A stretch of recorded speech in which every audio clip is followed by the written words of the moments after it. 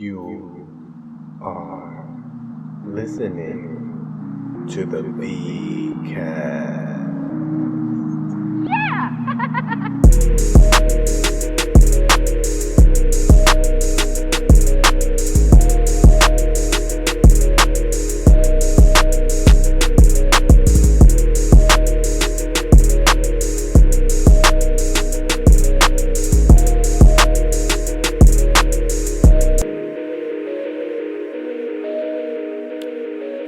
Good morning, everybody, and welcome back to the podcast. It's your buddy, it's your cousin, it's your family member, Vic Cedeno, and we're back. It's a new episode. I'm wearing a hoodie because it's cold, and we are back in the basement. It's cold in here, and the boss said no heat. We cannot put the heat on in the winter. We must wear layers. I like to wear layers because I just don't like to jam the heat up. I mean, it's just me down here in the morning, and I can wear a hoodie. I got pajama bottoms on that you can't see, but I can see, and I'm comfortable, and I don't need to jack the heat up, and I don't need to pay $350 when PSE&G sends a bill for my equal rights. Then I don't have to pay. So this podcast is brought to you by 18 Pool Tables. You ever heard of them? Do you have a pool table? I have a pool table. You see my pool table back there? I'm selling it. If anybody wants to buy it, it's a nice 7-foot indoor.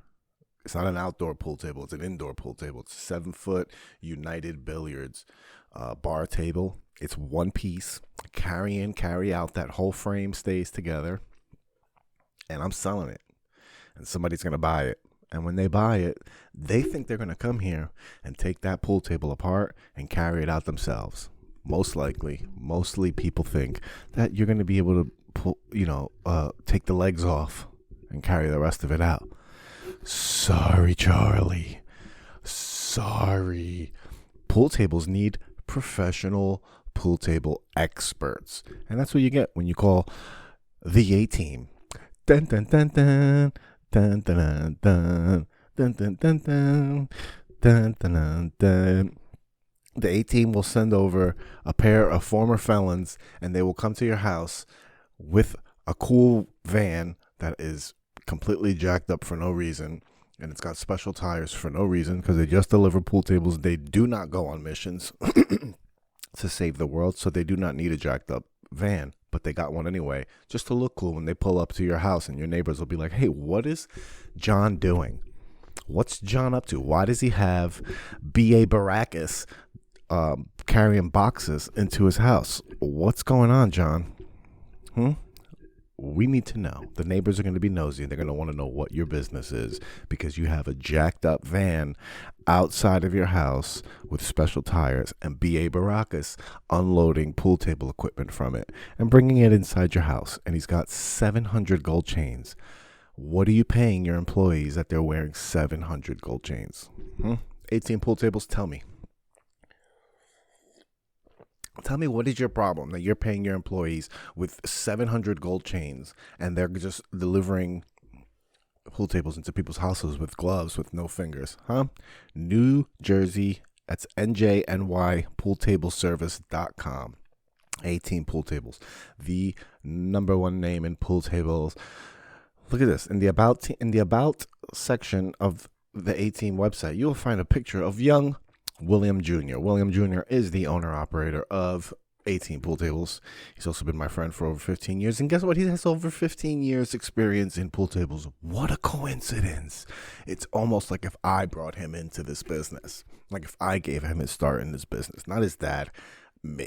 All right? I got him into this business. I broke him into this business. That's why I read these ads on my goddamn podcast every week. All right? It's out of loyalty. All right? Because I gave William Jr. a business to run and provide for his family for the rest of his life. This is a business that's going to stay in his family for generations, and it was because of me. All right, I did this for them. So he's got a nice little picture in his About Me section, and it's a picture from his junior formal. It's very nice, and it's got 15 years of experience. William Jr. has been the owner of 18 Pool Table Service Specialized. Now, listen, when you get somebody to design your website and they write the About You section, remember that the About You section is a reflection of you. This is what people are going to read that introduces them to you. This is their first impression of you. So when you get somebody to design your website, make sure they know how to read. Make sure they're at a little bit level of reading and comprehension. All right. That way you won't get the disaster that I'm about to read to you now.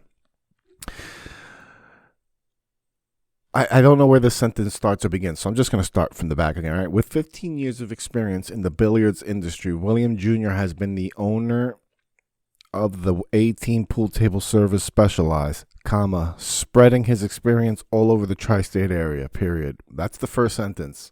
Immediately, someone may not hire you because they think you can't read. All right. The next sentence says, Williams, not William, just my friend William, but the whole family of Williams. All right. Williams has always held an interest in the mechanics of how things work and what makes them not work, his profession is not only a business, but will continue to earn the A-team an impressive reputation in the billiards industry. That makes no fucking sense. You needed a semicolon and you put a comma. So your sentence has no semblance of a complete sentence. Having the opportunity to embrace his passion to work in such a field has truly been a dream come true for William Jr., and the success of his business has been most rewarding. The sentence was a disaster. Luckily, the 18 Pool Table Services, their work makes them seem like geniuses. When they're finished with your pool table, you will think that they all went to MIT and not Garfield High School. When they finish their work, you're going to be like, holy shit, you guys are maestros, magicians, the way they look. See the way that table looks back there? That table, you see how that table looks really, really, really bad? They had nothing to do with this table yet. They had nothing to do with this table. That's why this table is in bad shape. It needs new cloth. It needs new rubbers. But I'm going to sell it at a nice cheap price, maybe like $400. Somebody will buy it. They have a brand new table to put in their house.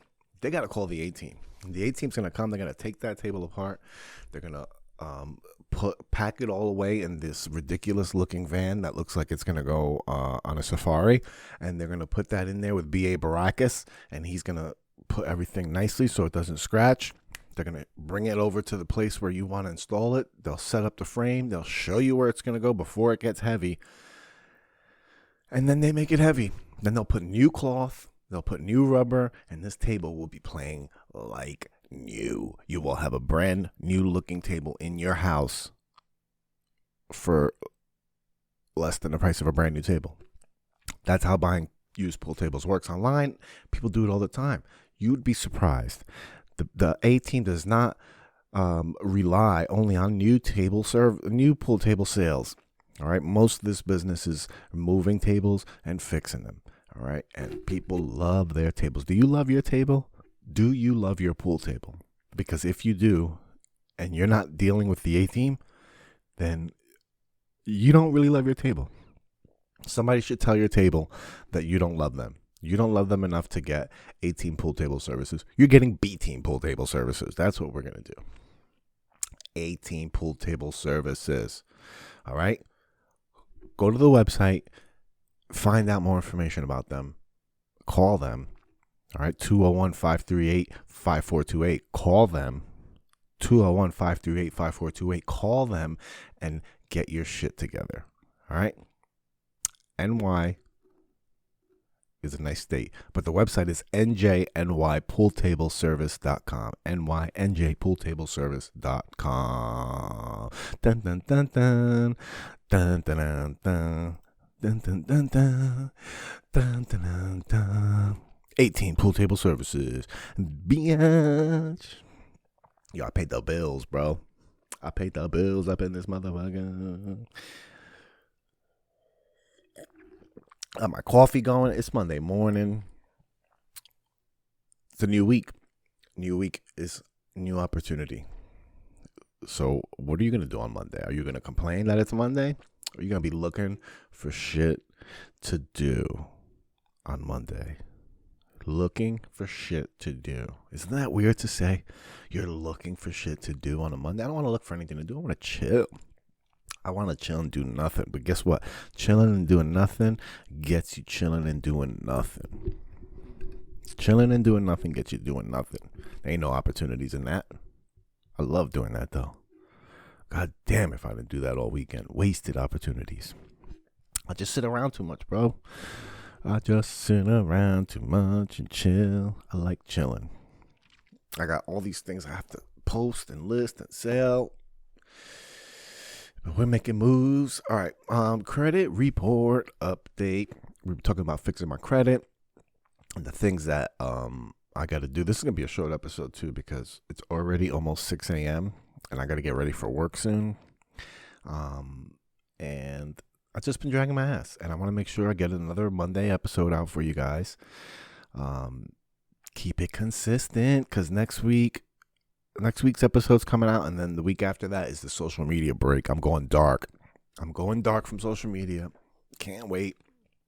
So I'm just going to be posting episodes. I'm not even going to be announcing them. So if you listen to the podcast, stay tuned for new episodes. Because they're just going to drop. I'm not even going to say nothing. They're just going to drop.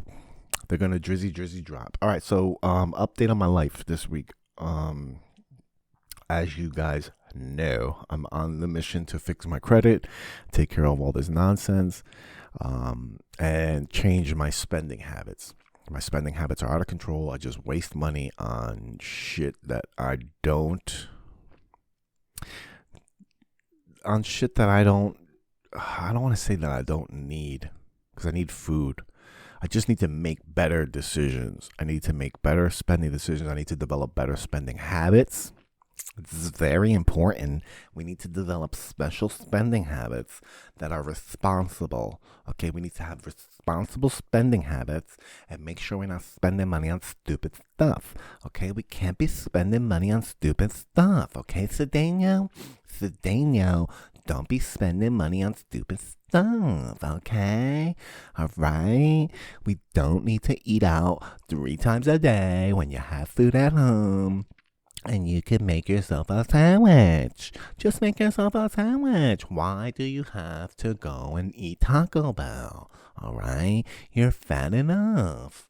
Aren't you going to get your stuff together? Aren't you going to get back in shape, Victor? How are you going to get back in shape if you're eating bullshit? I don't know why I went on that tangent, but these are the conversations that I'm having in my head. And I can't have money in my pocket. Like, it just burns a hole in my pocket. Like, it's got to go. All right. Next thing you know, like, I'm buying 1 o'clock in the afternoon coffees just to spend money. And then those, like that $3.50, then I'll spend another, $2.50 on a bottle of water later. Then I'll, when I get that water, I'll get a fucking pack of M&Ms.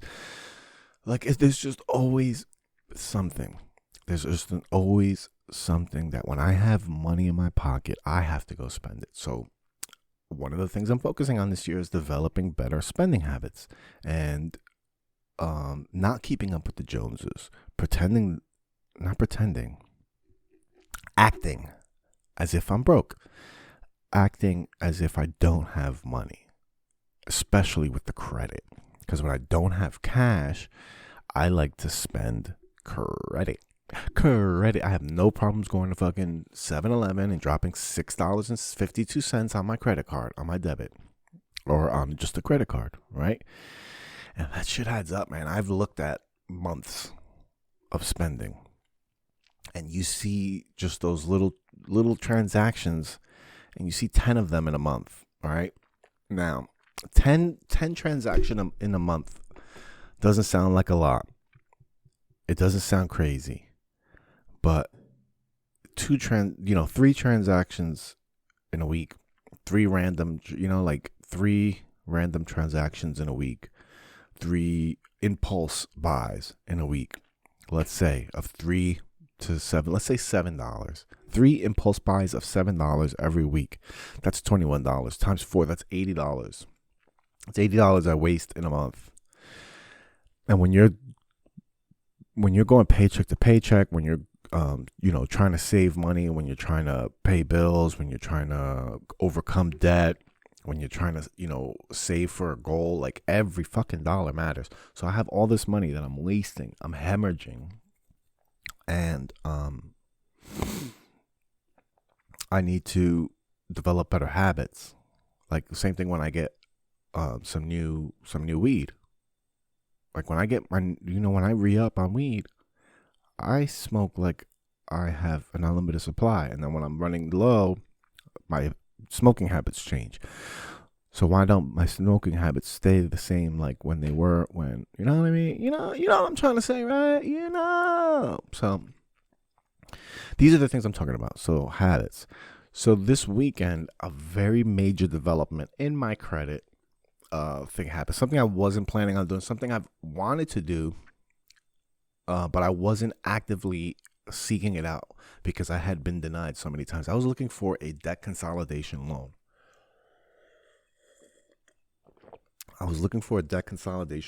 And I had maybe like $17,000 in debt on 4 credit cards that I'm paying about $490 in payments every month. Every month I'm having to pay $490 on 4 different credit cards. It's a fucking drain. All right, that's a BMW payment. And this is all from behaviors that, it wasn't like I had an emergency on my card that I had to put on. No, these are all behaviors because I used to make, and this is, I always use this as like the reason why I'm behind so much, but it's not. The real reason I'm behind so much is because of my behaviors, my spending patterns. That is the reason. However, this had started to get out of control after I stopped working at Top Shelf, after I was not, making over 6 figures a year. And when my spending habits had gotten out of control during that time because I had more access to money. So this wasn't the cause of my behavior. This just was a situation that made the behavior go a little crazy because I had excess cash. I had a corporate credit card I had access to. I had bonus money that was coming in pretty regularly. Plus my paycheck was more than I was making at any other job. So I had a lot more money than I was used to. And I was spending it on stupid shit. I was just buying stupid shit. Amazon deliveries every day, just stuff with a credit card. And then when I stopped having access to that money, I kept that lifestyle with my own credit cards. And just a lot of control, just buying things that I didn't need. Like watch bands for my Apple Watch, just stuff that I didn't need. So that behavior continued, and that behavior led me to all this credit card debt. So I was looking for a debt consolidation loan, just a loan from one person that I can use to pay off all those other loans, and then just pay one person a lower amount every month. So I tried to get that from Discover. Discover is one of my credit cards, and they would send me regular offers to send me loans. Why do you send me an offer? Tell me that I'm pre-approved and then deny me when I ask. You dirty sluts. All right, Discover, you guys are dick teases. I don't know what fucking twisted little bitch is running your show over there, but they're dick teases. All right, they get off on giving people blue balls. All right, you ever met those girls? You ever talk to those girls? Like, I've been friends with girls that have told me they like giving guys blue balls. All right, that's torture. That should be against the Geneva Code, the Geneva Convention. I'm pretty sure that's a war crime. All right, giving somebody blue balls on purpose, that's a war crime. You should be prosecuted to the full extent of the law. They should have live public hangings for people that like to give blue balls to other people intentionally. All right, and that's what Discover does. Discover, you fucking asshole motherfuckers, love to dick tease. All right. They tell me all my problems are solved, and then they say, just kidding. Bitch ass motherfuckers. So I would get these letters in the mail saying I'm pre-approved. All right. I have an account. It's a special offer for you only. This is what they do to you. They sweet talk you. They fucking sweet talk you. They wine and dine you with their little rewards points. They make you think you're so special. They make you think you're so special. And then they rip the fucking rug out from under you. And then you apply. And then they say, actually, now that we've thought about it, you're not that hot. You're not that cute. Now that we thought about it. You know? Is that how it feels as a girl? Like you give a guy your number, he calls, shows a little bit of interest. You give up the fucking pussy. And then he's like, you know what? Actually, I don't really want to be in a relationship. I kind of want to be by myself. I'm not ready. You know, you motherfucker. How does that feel when they do that to you? Huh? How does it feel when I do that to you? It's gross. How do you treat people like that, Discover? You son of a bitch. Discover. Just dick tease in America. Terrible. So, I tried to get the loan through Discover. Discover did not approve me. So, I was kind of, I kind of lost hope on that. I kind of lost hope on the idea that I was ever going to get a loan to fix this. And I looked at something yesterday and it told me, was it just one card? I think it was just one card that if I had just kept making the minimum payments, it was going to be 10 years. 10 years of making just the minimum payment before I would ever pay that card off. And that's not using it again. I like to use it, especially if I got like a little bit of space. A little bit of space. I kept my cards. Let's get down to the sickness. I've kept my cards to the limit, except for the minimum payment that I make, and then I would make the minimum payment. I would spend the minimum payment that I put on, and then it would like overdraft me, and then I'd pay that down, and it's just a vicious circle of bad spending habits. It's embarrassing. It really is. It's embarrassing to talk about these spending habits, especially with just this little mustache on my face. All right, to talk about spending habits, to talk about my insecurities and my failures and my shortcomings with this little mustache on my face takes a lot of balls. It takes a lot of balls for me to come on here on this little microphone with this little mustache and tell you the truth. All right, I'm brave. I'm a hero. And I will continue to be until the day that they silence me on social media again. Just so you know. Coming here and ripping truths. Telling the truth. Ripping Band-Aids off. Just ripping Band-Aids off one shot. Telling you the truth. Coming from the heart with this little mustache. It doesn't get better than this. That's all I got to say. All right? It doesn't get better than this. So, bad spending habits and all my shortcomings. I'm also a member of Credit Karma. CreditKarma.com. Credit Karma. Credit Karma is a very nice little app that helps you out with your credit. Now, Credit Karma app, it's spelled... Oh, it is credit, like regular. I thought credit was spelled with a K. I thought they were being real cool. So it's Credit Karma, CK. Credit Karma. And that app tells you about all your debt. It tells you your credit scores on your TransUnion and Equifax. It does not give you your Experian credit score. It gives you your Experian. So for those of you that don't know, there are three major credit reporting agencies: TransUnion, Experian, and Equifax. Those are the three players. Oh, so this one gives you TransUnion and Equifax. It does not give you Experian. Of course, because my Experian credit score is over 700, they won't give you that one. All right, so I have Credit Karma.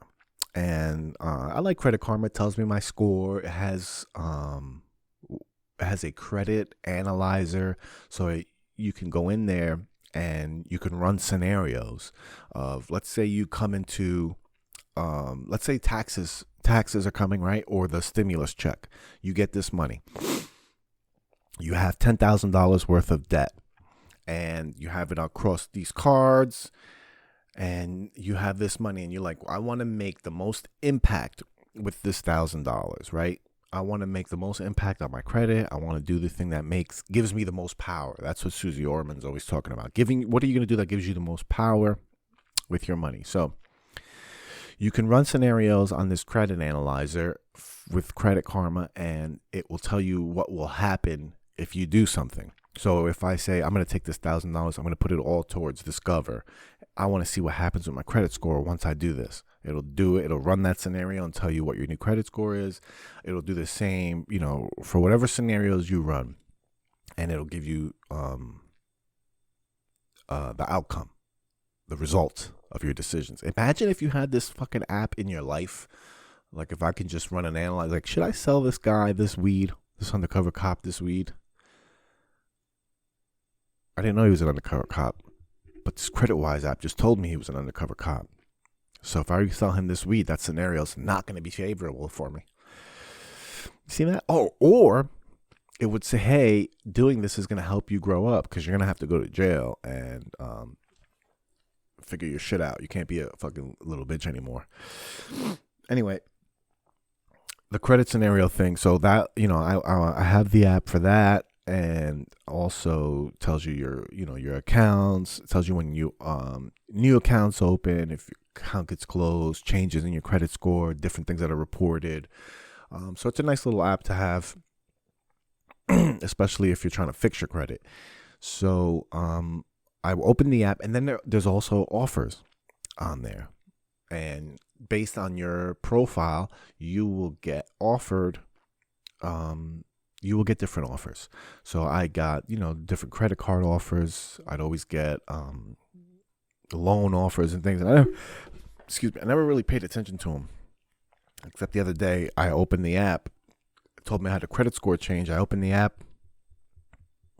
Or did it send me an email saying I had an offer? I think it sent me an email saying I had an offer. Like I had a loan offer. And I was like, oh, they have loans there too. Like I remember.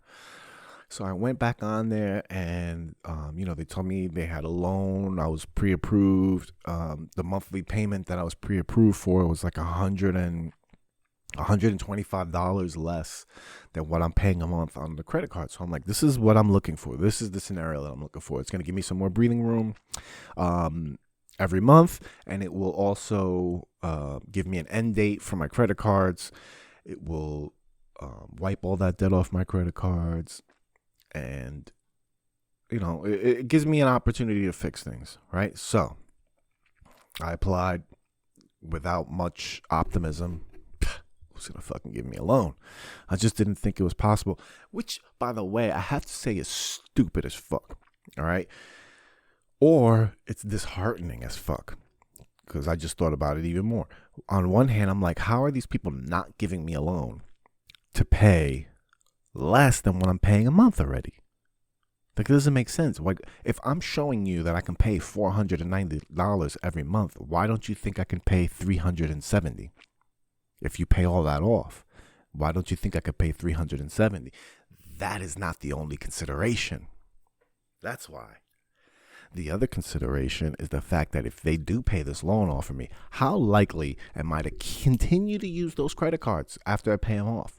Because if I have $370 that I have to pay back for the loan for paying off all my credit cards, if I start using all my credit cards again, it's going to be $370 plus whatever the new monthlies are going to be on those credit cards. We could have a serious problem, because I can get back up to $490 real quick, and then it'll be $490 plus $370 every month, and I'm homeless. All right? That's how the people in California end up on Skid Row. It's credit card debt. That's why everybody's on the street, is because Discover is playing fucking games with them and dick teasing America. Discover is dick teasing America, and now we have credit bubbles, and fucking Tim Dillon's selling subprime mortgages like a fucking dick tease that he is.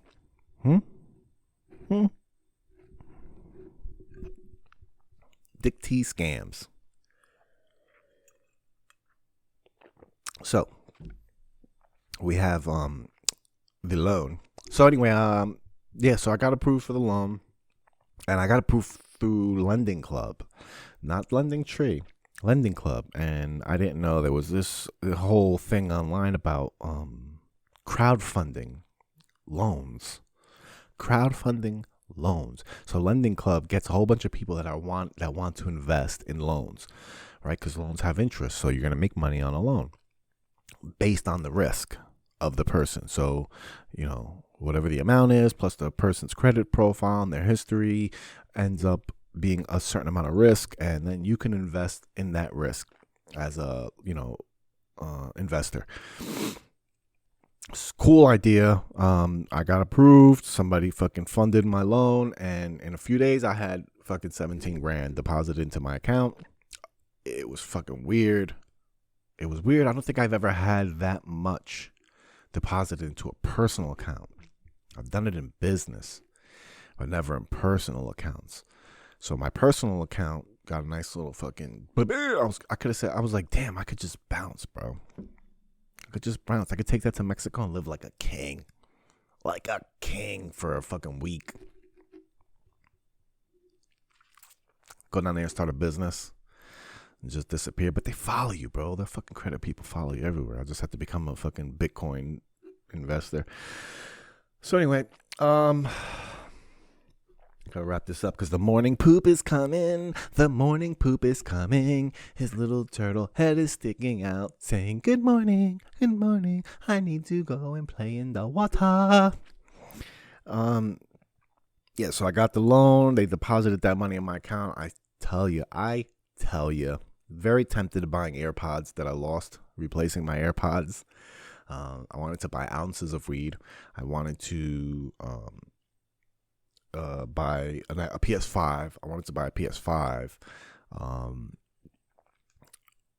just want to buy things, and I have to say I was very responsible. Made all those credit card payments, paid them all off. I had a few $100s left over because I had to overshoot the loan. Because they give you a loan amount, but then they take a slice. They're like, hey, listen, we'll loan you 20, but we're only giving you 19. I need this 1,000 off the top, which is nice. It's good for them. Good for them. Take your 1,000. I'll take the rest. And I paid my credit cards off. I have zero balances on my credit cards for the first time since I got them years ago. I have zero balances on my credit card. It's been so dope to look at that.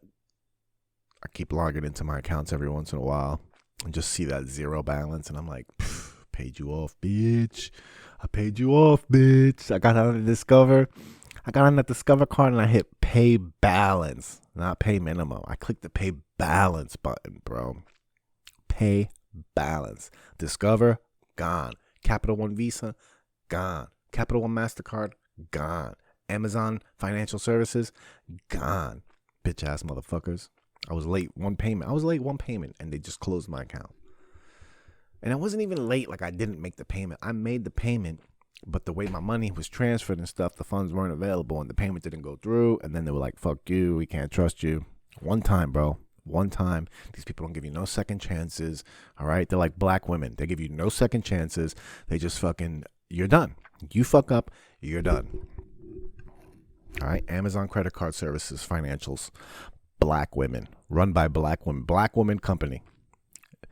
The Amazon Financial Services is a black woman run company. So give them your business. All right. Because Black lives matter, especially when they're not giving you a second chance. I'm not giving you a second chance. Why can't you give me a second chance? Fuck you. I paid your balance. How about that? And you closed my cart. You did it for me. Because now I can't go back and order stuff on Amazon recklessly like before. That 2-day shipping, man, it's bad news. It's bad news. It's like opium. It's like opium trade. If you got Amazon Prime for dope, it'd be a problem. It'd be a problem because people can't wait 2 days. They'd get sick. They'd get sick from that dope. Yeah, that's all I got for today. This is this week's episode. It's good. 40 minutes. 40 minutes, you bastards. I got this nice shave, though. Check me out. Officer? Excuse me, officer? My name is Vic Cedeno. You killed my father. Prepare to die. My name is Vic Cedeno. And you killed my father. Prepare to die. Great fucking movie. Yeah, so I paid the loan off. I paid all my credit. I didn't pay the loan off. I got the loan. I paid the credit card off. The credit cards off. And that's happily ever after. Now I got to make my payments starting in February. And I feel a lot better. I've also secured an apartment. So I will be moving in the next week or so. Tough business. This is tough business. The kid doesn't know yet. Me and the wife are very cool about the proceedings. Not really talking to a lot of people about things, trying to keep things quiet. You know, it's, even though it happens to a lot of people, it's still embarrassing that we have to go through this. But it's for the better. It's for the better. And things are going to look up. I was pretty down about it. I've been pretty down about it. I've been pretty quiet about it. Especially, you know, on the podcast and stuff. A lot of people don't know about it. I don't think anybody that she knows listens to the podcast. But, you know, it is what it is. The kid was giving me a lot of anxiety, just, you know, thinking about having that conversation with her and having to explain what's going on. And after talking with some people in the inner circle, I don't think we need to have that conversation. I think it could be something that's just gradually done. And, you know, it doesn't have to be a conversation. It's just another place that we go to. And, you know, we'll figure it out. But I'm very optimistic. I feel a lot better, and thank you for all of the people that reach out, all of your support, all of your messages. You know, some of these episodes get dark when I talk about my feelings, and I try not to bring the mood down and be upsetting and stuff. I try to keep this light, try to keep this fun. However, I do want to talk about the things that I go through, because it helps me stay honest with myself. It helps me do things I'm not used to doing, which is communicating my feelings. I have a hard time telling people things. I have a hard time telling people I'm going through something. I just get quiet. I go dark. Friday was Kate Lawler's birthday. I'm so sorry that I had to cancel. I was supposed to perform on her show, and I had to cancel because I spent the whole fucking day crying. I was so upset Friday. There's only so long you can cover up emotions before they come out. And Friday I was home. You know, like the kid was here and everything, and I just was very broken up about it. It just was on my mind. It's been on my mind, but I've, you know, been pushing it to the side, and then finally it just bubbled up, and I couldn't control my feelings all day. I just felt very down. I felt very negative. I didn't want to be happy. I didn't want to celebrate with people. I knew that if I went, I would have had a good time,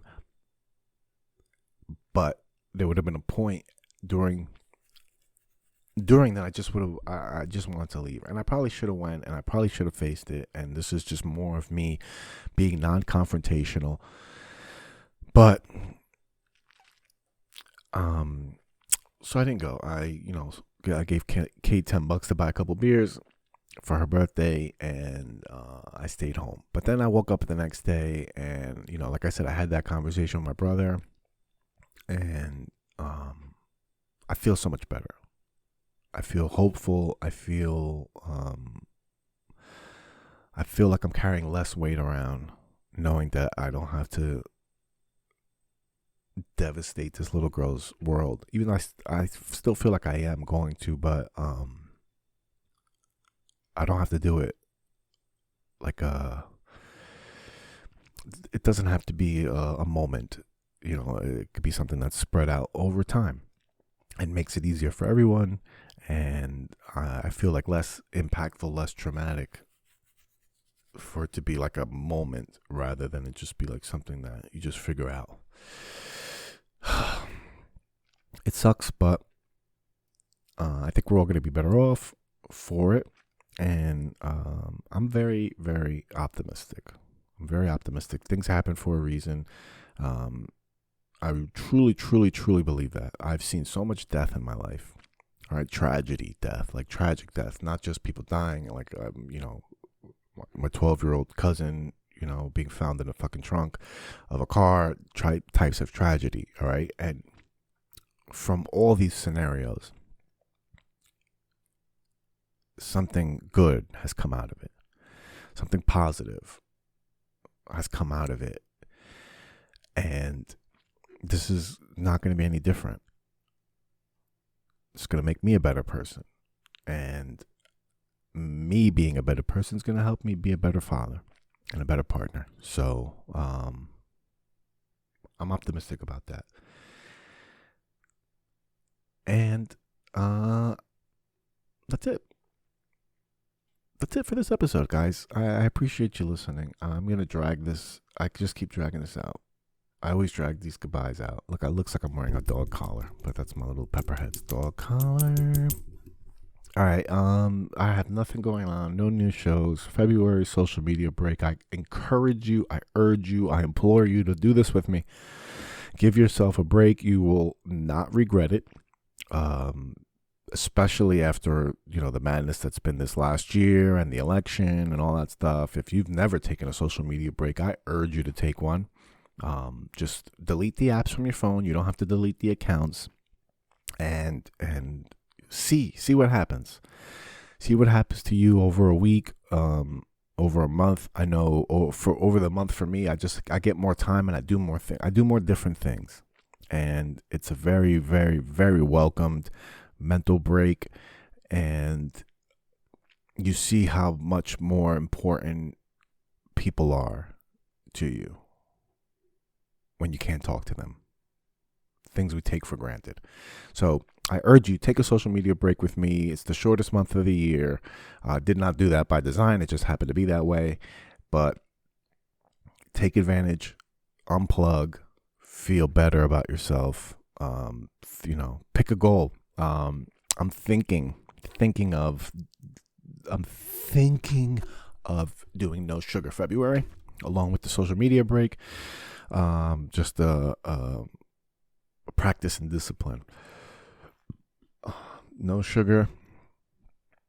Not from fruit or no sugar from candy for the month of February with my social media. God damn hiccups. With the social media break, and we'll be better for it. All right. VicIsFunny.com, all that good stuff. Follow us on all social medias and be a good person, all right? Try to smile some more. Smile under that mask. Goodbye. Goodbye. You're listening to my daddy of the Vic Cedeno.